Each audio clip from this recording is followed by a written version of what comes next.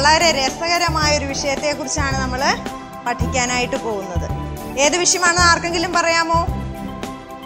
പ്രകൃതിയെക്കുറിച്ചാണ് നമ്മൾ ഇന്ന് പഠിക്കാൻ പോകുന്നത്. എല്ലാവർക്കും ഇഷ്ടമല്ലേ പ്രകൃതിയെക്കുറിച്ച് പഠിക്കാൻ? ഇന്ന് മിസ്സല്ല ക്ലാസ് എടുക്കുന്നത്. പ്രകൃതിയെക്കുറിച്ച് മിസ്സിനേക്കാൾ വളരെ നന്നായിട്ട് അറിയാവുന്ന പ്രശസ്ത wild life photographer Seema Suresh ആണ് ഇന്ന് നിങ്ങൾക്ക് ക്ലാസ് എടുക്കുന്നത്.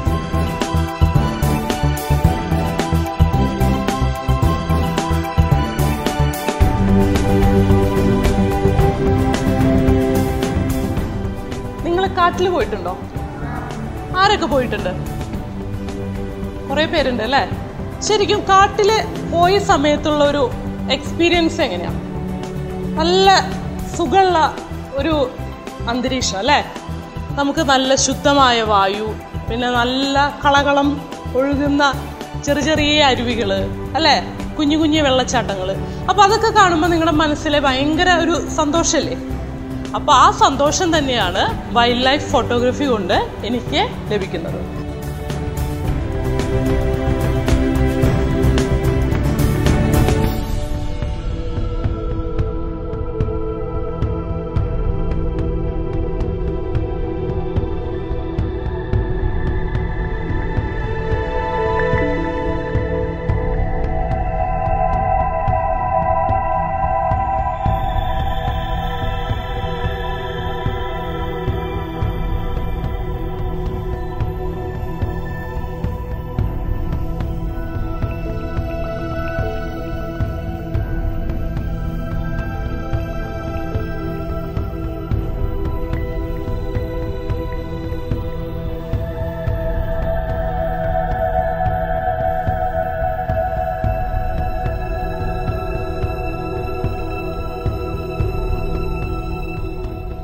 പ്രകൃതി, കാട് എന്തു മനോഹരമായിരിക്കും. അവിടെയൊന്ന് പോകാൻ കഴിഞ്ഞിരുന്നെങ്കിൽ. ഈ ഫോട്ടോഗ്രാഫറുടെ വാക്കുകളും ചിത്രങ്ങളും എന്നെ കൊതിപ്പിക്കുകയാണ്.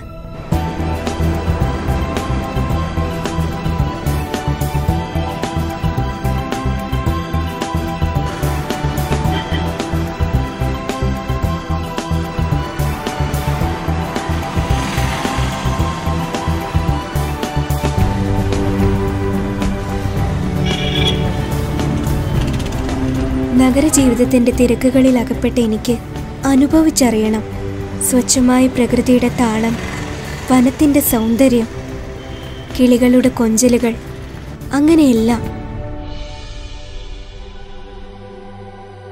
ആരംഭിക്കുകയാണ് ആ ദിനങ്ങൾ. എൻ്റെ ആഗ്രഹങ്ങൾ ഞാൻ സീമ ചേച്ചി എന്ന് സ്നേഹത്തോടെ വിളിക്കുന്ന സീമ സുരേഷ് എന്ന വൈൽഡ് ലൈഫ് ഫോട്ടോഗ്രാഫറിനോട് പറഞ്ഞപ്പോൾ ഇനിയുള്ള 3 ദിനങ്ങൾ പ്രകൃതിയെ കണ്ടറിയാൻ അവർ സന്തോഷപൂർവ്വം എന്നെ ക്ഷണിച്ചിരിക്കുകയാണ്.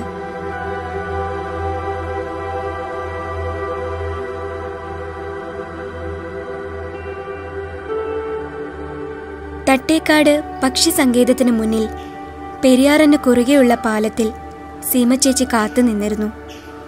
ഒപ്പം ഗൈഡ് രജീവും. തൊട്ടടുത്ത വൈദ്യുത കമ്പികളിൽ കൂട്ടം കൂടിയിരിക്കുന്ന പക്ഷികളെ നിരീക്ഷിച്ച് ചിത്രങ്ങൾ എടുക്കുകയായിരുന്നു അവർ.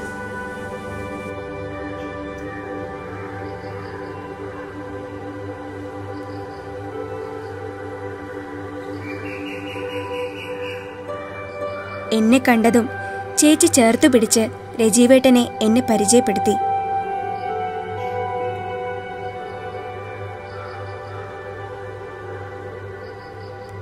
ഞങ്ങൾ കാടിന്റെ കാഴ്ചകൾ കാണാൻ യാത്രയായി.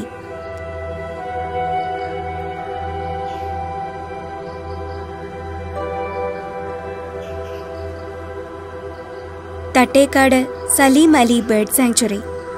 അവിടുത്തെ ഹരിതഭംഗി കാണാൻ, പക്ഷിക്കൂട്ടങ്ങളെ കാണാൻ എനിക്ക് തിടുക്കമായിരുന്നു.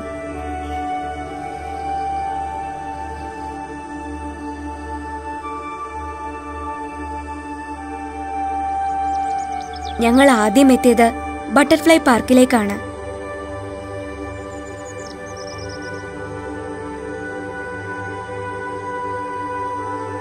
എത്ര തരം പൂക്കളാണെന്നോ!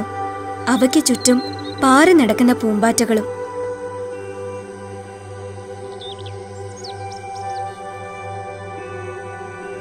എനിക്കും ഈ കാട്ടിലൂടെ ഒരു പൂമ്പാറ്റയായി പറന്നു നടക്കാൻ കഴിഞ്ഞിരുന്നെങ്കിൽ.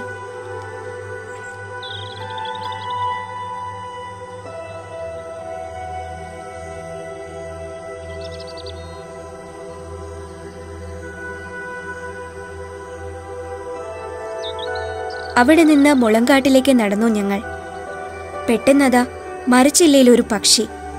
ശബ്ദം താഴ്ത്തി രജിവേട്ടൻ പറഞ്ഞു, അത് മലബാർ ഗ്രേ ഹോൺബിലാണ്. നാട്ടിലെല്ലാവരും കോഴി വേഴാമ്പലെന്ന് വിളിക്കും. എനിക്കത് പുതിയൊരു കാഴ്ചയായിരുന്നു.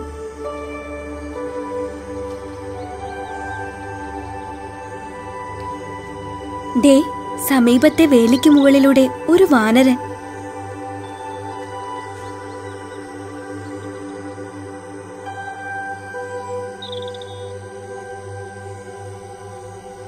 ഇതിനിടയിലാണ് കാടിനെ തൊട്ടൊഴുകുന്ന പെരിയാറിന്റെ ഭംഗി കണ്ണിൽപ്പെട്ടത്. എത്ര ശാന്തമാണ് പെരിയാർ!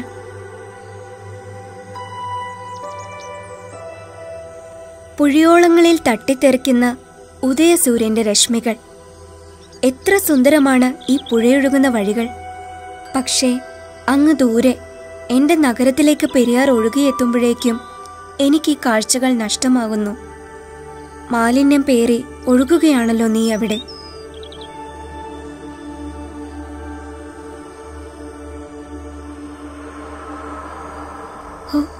എന്തൊരു വലിയ മരങ്ങളാണിവിടെ!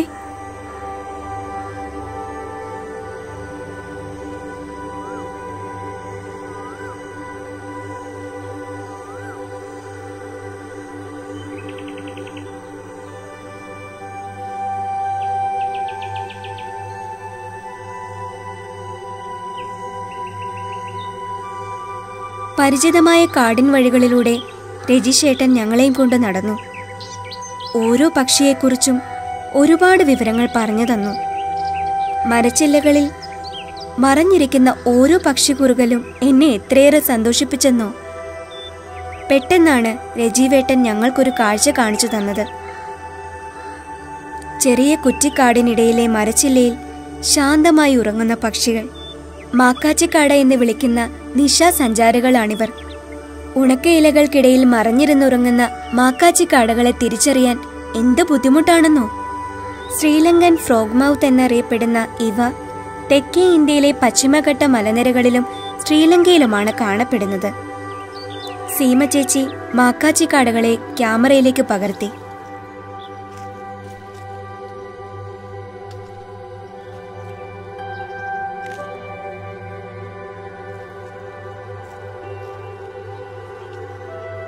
വീണ്ടും ഞങ്ങൾ മുന്നോട്ട്. പെട്ടെന്നാണ് ഞങ്ങൾക്ക് മുകളിലൂടെ ഒരു മലയണ്ണാനെ കണ്ടത്. അവൻ ആരെയും ഗവനിക്കുന്നില്ല. രുചികരമായ പഴങ്ങൾ കിട്ടിയതുകൊണ്ടാവാം.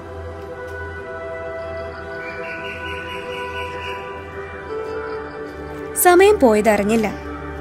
രജിവേട്ടനോടൊപ്പം കയ്യിലെ ക്യാമറ ഒഴിവാക്കി സീമ ചേച്ചിയും ഞാനും കാടിനെ അറിഞ്ഞു നടന്നു. ഈ തട്ടേക്കാടിനെ കുറിച്ച് രജിവേട്ടന് ഏറെ പറയാനുണ്ട്. ഇത് തട്ടേക്കാട് ബേർഡ് സാഞ്ചുറി. ഏഷ്യ ഫൗണ്ടിൽ തന്നെ ഏറ്റവും കൂടുതൽ ബേഡ്സിനെ കാണുന്നത് ഈ തട്ടേക്കാടാണ്. ഇവിടെ 330 സ്പീഷ്യസ് ബേഡ്സ് ഇവിടെയുണ്ട്. അതിൽ 40% മൈഗ്രേറ്ററി ബേഡാണ്. ഇവിടെ ഈ സാഞ്ചുറി 25 സ്ക്വയർ കിലോമീറ്റർ ഏരിയയാണ്. ഈ ചെറിയ സാഞ്ചുറിയിലാണ് ഇത്രമാത്രം ബേഡ്സ് ഇവിടെ കിട്ടുന്നത്. ഇതിൽ സെപ്റ്റംബർ തൊട്ട് മാർച്ച് വരെയാണ് ഇതിൻ്റെ സീസൺ ടൈം. ഈ ദിവസം അവസാനിക്കുമ്പോൾ എനിക്ക് നെഞ്ചോട് ചേർത്ത് നിർത്താൻ ഒരുപാട് ഓർമ്മകളുണ്ട്. ഈ തട്ടേക്കാടും ഇവിടുത്തെ കിളിമർമരങ്ങളും എന്നെ മറ്റൊരാളാക്കുന്നു.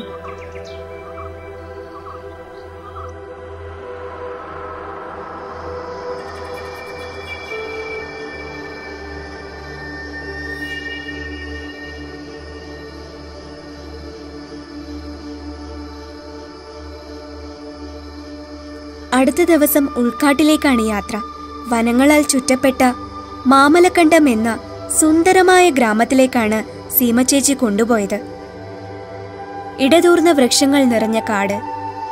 വേനൽക്കാലമായതുകൊണ്ട് നീരൊഴുക്ക് നന്നേ കുറഞ്ഞിരുന്നു. പക്ഷേ ആ കാട്ടുചോലയ്ക്ക് എന്തൊരു ഭംഗിയാണ്! പാറക്കെട്ടുകൾ നിറഞ്ഞ ഇടം. ആനകൾ വെള്ളം കുടിക്കാൻ വരുന്ന ഇടമാണത്രേ ഇത്.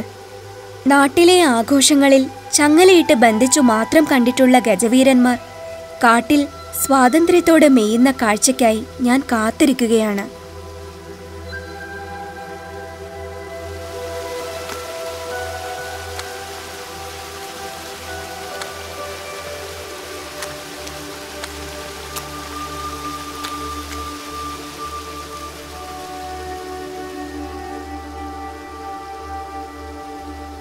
മഞ്ഞും വെയിലും സംഗമിക്കുന്ന പ്രഭാത കാഴ്ചകളിലെ ഈ ഹരിതഭംഗിയിൽ മറ്റെല്ലാം ഞാൻ മറക്കുന്നു.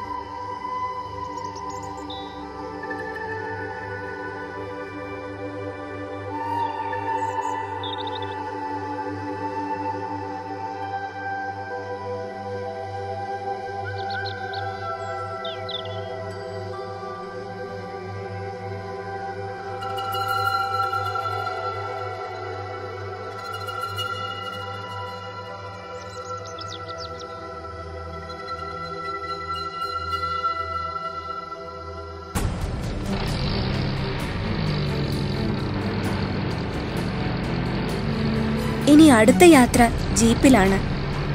സാഹസികമായ യാത്ര. ഈറ്റക്കാടുകൾക്കിടയിലൂടെ ജീപ്പിന്റെ ഇരുവശത്തുമുള്ള ഫുട്ബോർഡിൽ നിന്ന് ഞാനും സീമച്ചേച്ചിയും ഈ യാത്ര ശരിക്കും ആസ്വദിച്ചു.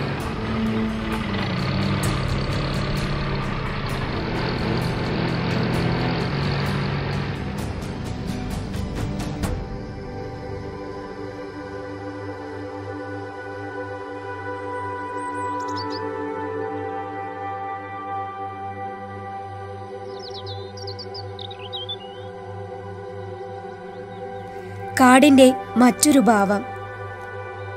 വനാന്തരങ്ങളിൽ നിന്ന് ഉത്ഭവിച്ച് പാറക്കൂട്ടങ്ങളെ തഴുകിയൊഴുകുന്ന ഒരു ചോല ചെറിയ വെള്ളച്ചാട്ടമായി താഴേക്ക് പതിക്കുന്നു.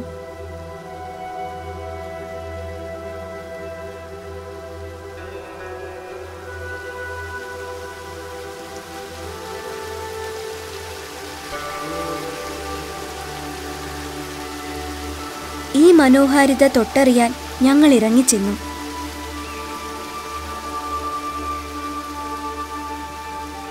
ഞങ്ങളുടെ കാൽപാദങ്ങളെ കുളിർപ്പിക്കുന്ന തെളിനീര്.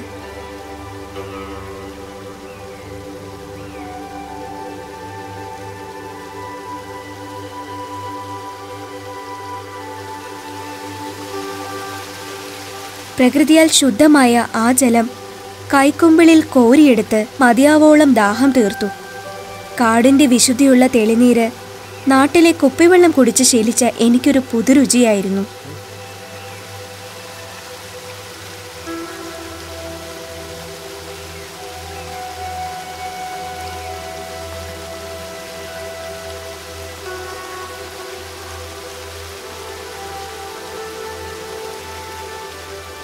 ഈ ചോലയെ വിട്ടു പോകുവാൻ തോന്നുന്നില്ല.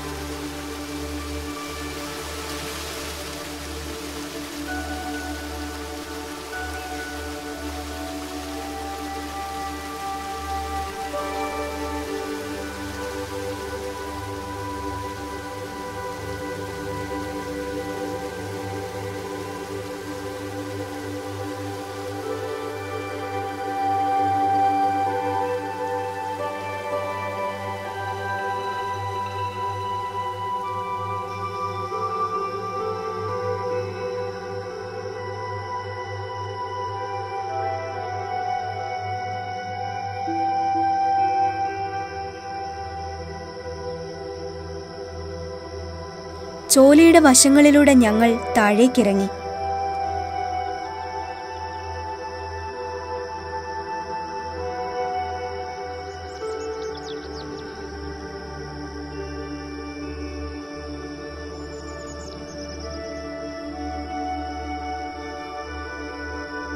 സീമച്ചേച്ചി ചിത്രങ്ങൾ എടുക്കുന്ന തിരക്കിലാണ്.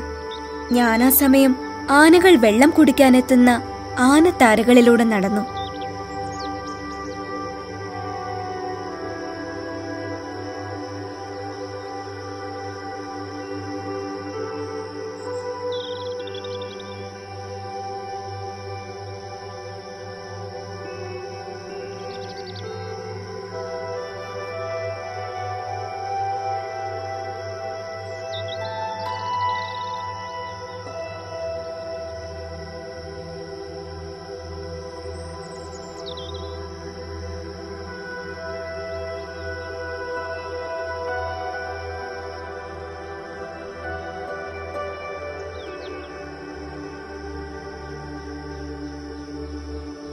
പാറക്കെട്ടുകളിലൂടെ നടക്കുമ്പോഴാണ് ഞാൻ ആ കാഴ്ച കണ്ടത്.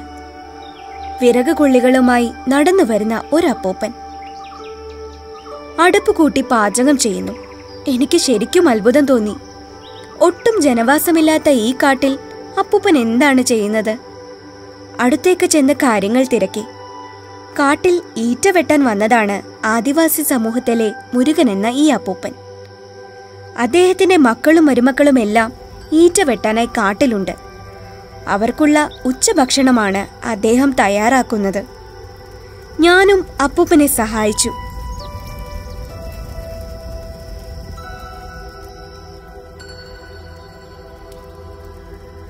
കഴിഞ്ഞ 3 ദിവസമായി കാട്ടിലുള്ള മുരുകനപ്പൂപ്പനും കുടുംബവും ഒരാഴ്ച ഇവിടെ തങ്ങി ഈറ്റ വെട്ടിക്കൊടുക്കുന്നു.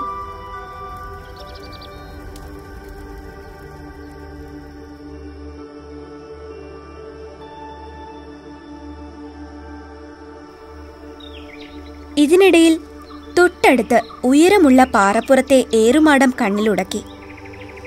ഈറ്റക്കമ്പുകൾ കൊണ്ട് നിർമ്മിച്ച ഏറുമാടം.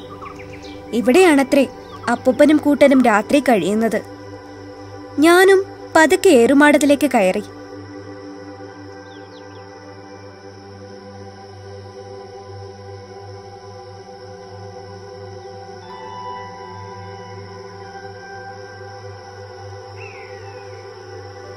ഇതുപോലെ വേറെയും ഏറുമാടങ്ങൾ കാട്ടിലുണ്ട്. മൃഗങ്ങളിൽ നിന്നും രക്ഷ നേടാനാണ് പാറകളുടെയും മരങ്ങളുടെയും മുകളിൽ ഏറുമാടം നിർമ്മിക്കുന്നത്.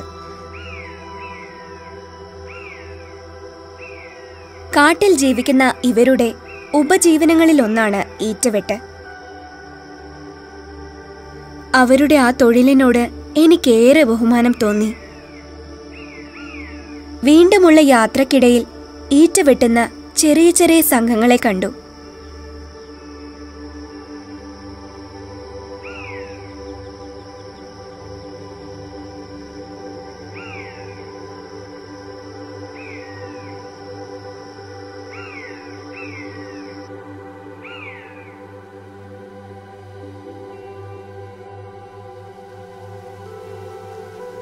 ഇന്നത്തെ യാത്ര അവസാനിക്കാറായി. ജീപ്പിനടുത്തേക്ക് എത്തുമ്പോഴതാ അന്ന് വെട്ടിയ ഈറ്റകളുമായി ഒരു ലോറി വനപാതകളിലൂടെ കടന്നു വരുന്നു. കാട് നാടിന് നൽകുന്ന സമ്മാനം.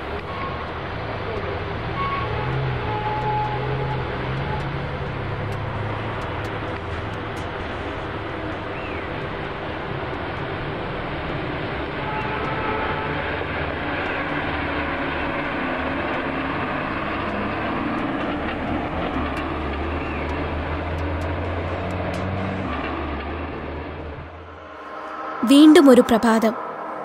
മഞ്ഞിൻ കണങ്ങൾക്കിടയിലൂടെ ഞങ്ങൾ വനയാത്ര തുടരുകയാണ്.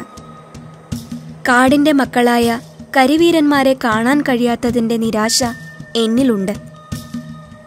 വല്ലപ്പോഴും വാഹനങ്ങൾ കടന്നു പോകുന്ന കാടിനുള്ളിലെ ഒരു ടാർ റോഡിലൂടെയാണ് സഞ്ചാരം.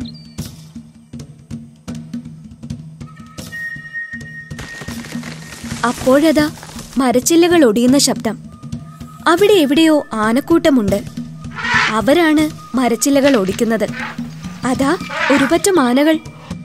അവയുടെ ചിഹ്നം വിളികൾ കേൾക്കാം. മരക്കൂട്ടങ്ങളുടെ ഇടയിലാണ് 10ഓളം വരുന്ന ആനക്കൂട്ടം.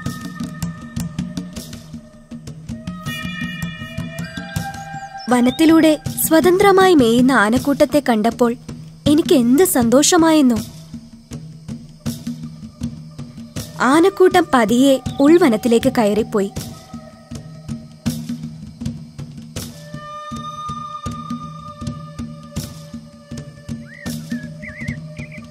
ആനക്കൂട്ടത്തെ കണ്ട സന്തോഷത്തിൽ നിൽക്കുമ്പോഴാണ് അതുവഴി നിറയെ വിദ്യാർത്ഥികളുമായി ഒരു സ്കൂൾ ബസ് കടന്നു വന്നത്.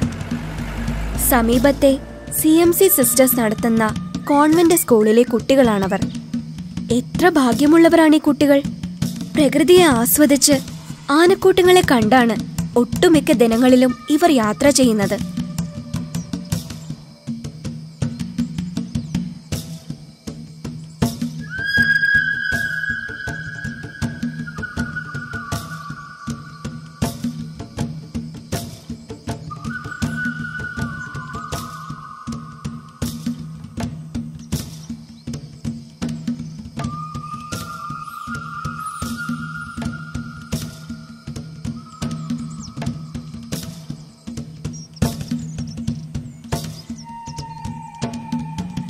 വീണ്ടും ഞങ്ങൾ നടന്നു.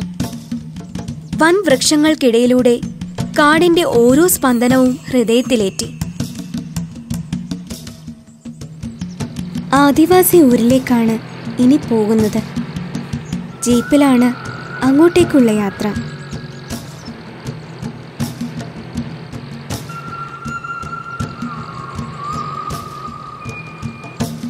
കാടിനെ ആശ്രയിച്ച് ജീവിക്കുന്ന ഒരു സമൂഹത്തെ കൂടുതൽ അറിയാനാണ് സീമ ചേച്ചി എന്നെ അങ്ങോട്ടേക്ക് കൊണ്ടുപോയത്.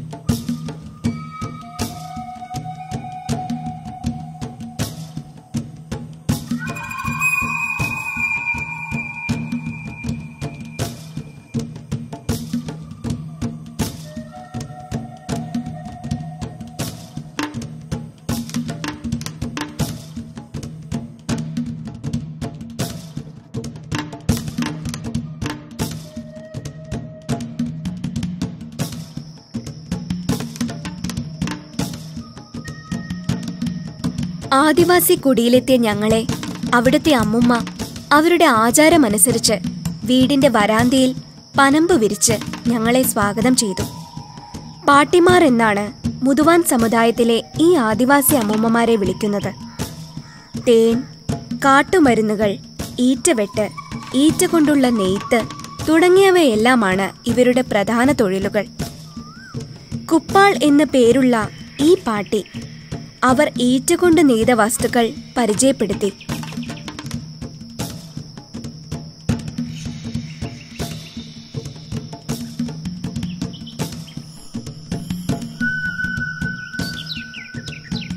ഇതിനിടയിൽ മറ്റൊരു പാട്ടി കൂടി അങ്ങോട്ടേക്ക് വന്നു. പരമ്പരാഗത വസ്ത്രധാരണത്തോടൊപ്പം ആഭരണങ്ങളും അണിഞ്ഞാണ് കെല്ലാൾ എന്ന പേരുള്ള അവരെത്തിയത്.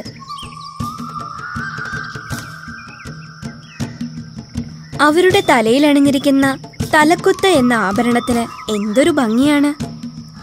വള, മാല, കമ്മൽ തുടങ്ങി പാട്ടിയുടെ എല്ലാ ആഭരണങ്ങൾക്കും പ്രത്യേക ചന്തം.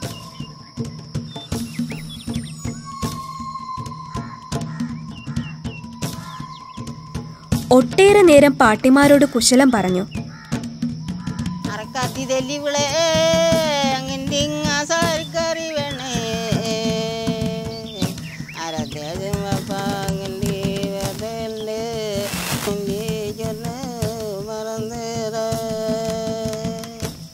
കത്തിയെടുത്ത് മച്ചാ നെയ്യുകൾക്ക് കന്നി വെളി പറവനെ ഇനി കണ്ടതിൻ്റെ മംഗലിയ.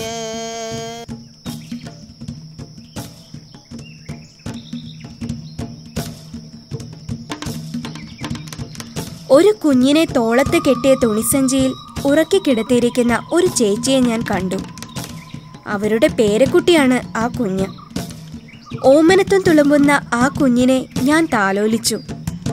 ഇതിനിടയിൽ കുപ്പാൾ അമ്മുമ്മ തന്റെ ജോലിയിലേക്ക് കയറി. ഈറ്റ കൊണ്ട് പനമ്പ് നെയ്തെടുക്കുകയാണ് അവർ. ആ കരവിരുത് ഞാൻ ഏറെ നേരം നോക്കി നിന്നു.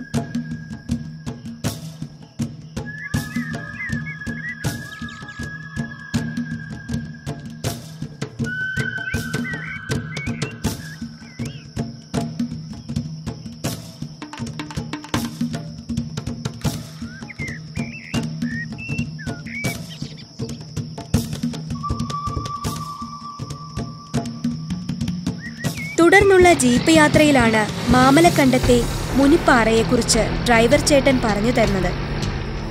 പണ്ട് കാലത്ത് മുനിമാർ വസിച്ചിരുന്നുവെന്ന് വിശ്വസിക്കുന്ന ഈ പാറയിലേക്ക് കുത്തനെയുള്ള കയറ്റങ്ങൾ കയറി ഞങ്ങൾ ചെന്നു.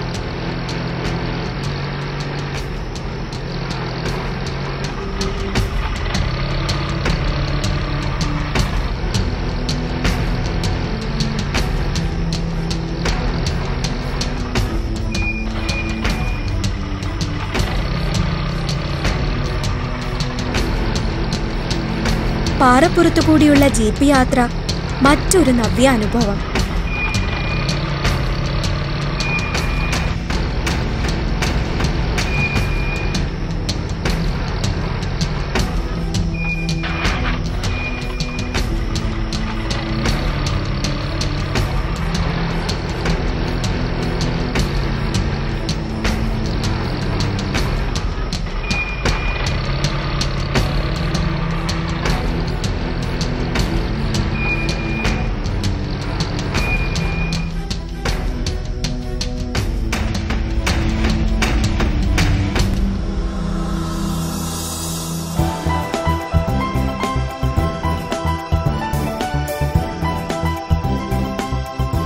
വളരെ ഉയരത്തിലുള്ള ഈ വലിയ പാറയിൽ നിന്നും ചുറ്റും നോക്കിയാൽ മാമലകളുടെയും ഹരിതാപ നിറഞ്ഞ വനങ്ങളുടെയും സൗന്ദര്യം ആസ്വദിക്കാം. ഒപ്പം ഇവിടെ വീശിയടിക്കുന്ന കാറ്റ് മനസ്സിൽ നവോന്മേഷം പകരുന്നു.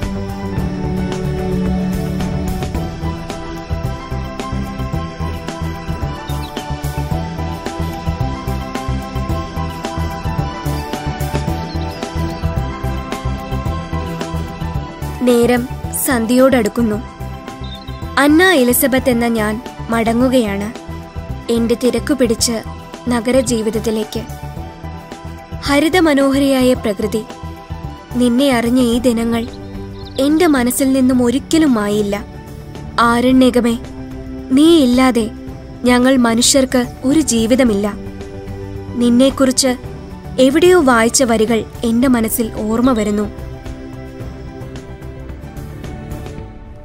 വനമില്ലെങ്കിൽ മരമില്ല, മരമില്ലെങ്കിൽ മഴയില്ല, മഴയില്ലെങ്കിൽ പുഴയില്ല, പുഴയില്ലെങ്കിൽ കൃഷിയില്ല, കൃഷിയില്ലെങ്കിൽ നമ്മളോ ഇല്ല.